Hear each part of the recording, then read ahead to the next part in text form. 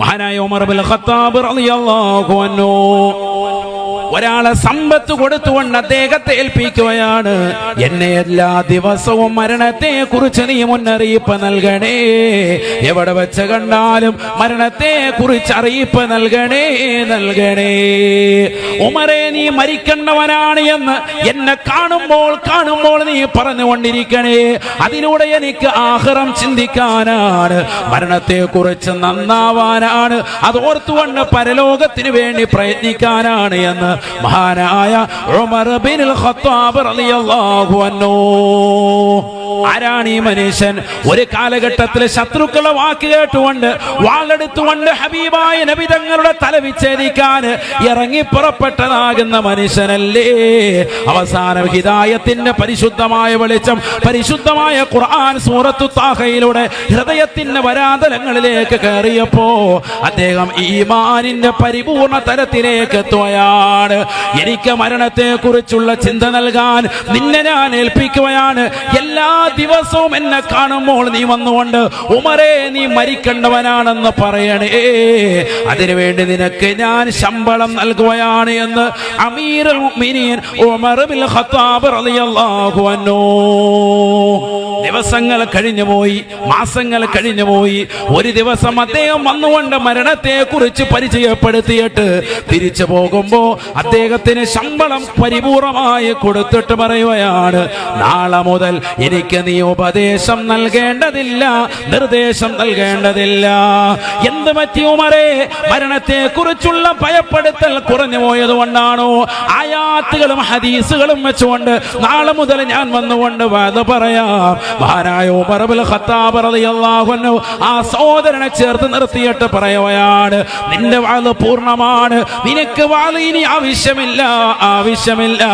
കാരണം എനിക്ക് ഏറ്റവും വലിയ ഉപദേശകനായി എന്റെ തലമുടിയും എന്റെ താടിരോമങ്ങളും നരച്ചു തുടങ്ങിയിട്ടുണ്ട്. മരണത്തെ കുറിച്ചുള്ള തിരിച്ചറിവ് എന്റെ ശരീരത്തിലുണ്ടായിട്ടുണ്ട്. ഇന്ന് വരെ ഞാൻ യുവാവായിരുന്നു, ഇന്നലകളിൽ വരെ യുവാവായിരുന്ന ഞാൻ ഇന്ന് തലയിലെയും താടിരോമങ്ങളും നരച്ചതിന്റെ കാരണത്താൽ ഇനി മരണത്തെ കുറിച്ചുള്ള ഓർമ്മപ്പെടുത്തൽ നിന്റെ ആവശ്യം എനിക്കില്ല. ഉമർ ഇബ്നുൽ ഖത്താബ് റളിയല്ലാഹു അൻഹു. ആരാണ് ഈ കേൾക്കുന്നത്? പ്രിയപ്പെട്ട മുസ്ലിമേ, ജനങ്ങൾ അറിയാതെ തന്നെ പതിയിരുന്നു കൊണ്ട് മോശപ്പെട്ടതാകുന്ന സിനിമാ പാട്ടുകളും സിനിമാ ഗാനങ്ങളും കേട്ടുകൊണ്ട് രാത്രിയുടെ യാമങ്ങളിൽ സജീവമാക്കുന്ന സഹോദരങ്ങളില്ലേ? തലമുടി നരച്ചിട്ടും താടിരോമം നരച്ചിട്ട് പോലും അത് കറുപ്പിച്ചുകൊണ്ട് ജീവിതത്തെ മാറ്റിമറിക്കുന്നവരല്ലേ? ഷാഫി മദ്ഹബിൽ ശക്തമായ ഹറാമാണ്, നിഷിദ്ധമാണ് താടി കറുപ്പിക്കൽ. അല്ലാഹു നമ്മളെ കാക്കുമാറാവട്ടെ. പലരും അത് ചെയ്യുന്നുണ്ട്. മഹാനായ ഇബ്രാഹിം നബി അലൈഹിസ്സലാമിനാണ് ആദ്യമായി ലോകത്ത് നര കണ്ടത്. അല്ലാഹുവിനോട് ചോദിച്ചു, മഹാനായ അല്ലാഹ്, ഇതെന്താണ് അല്ലാഹുവേ? ഖലീലുല്ലാഹി ഇബ്രാഹിം നബി അലൈഹിസ്സലാമിനോട് അല്ലാഹു പറഞ്ഞു, ഹാദിഹി വഖാർ, ഇത് ഗാംഭീര്യമാണ് ഖലീലേ. മഹാനായ ഖലീലുല്ലാഹി ഇബ്രാഹിം നബി അലൈഹിസ്സലാമിനോട് അല്ലാഹു പറഞ്ഞു, ഇത് ഗാംഭീര്യത്തെ കുറിക്കുന്നതാണ്. വഖാർ.